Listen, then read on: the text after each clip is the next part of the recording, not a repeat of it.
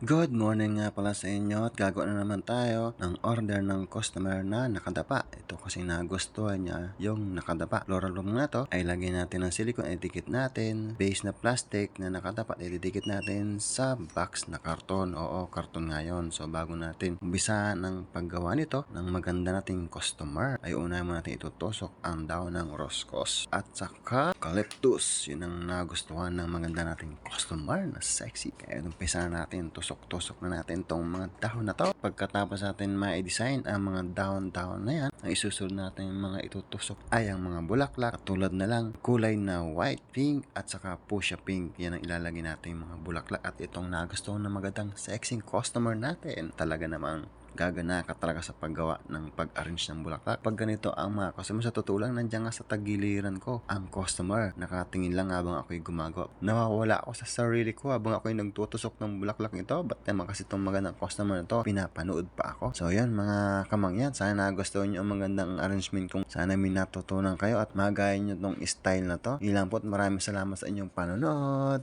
God bless po!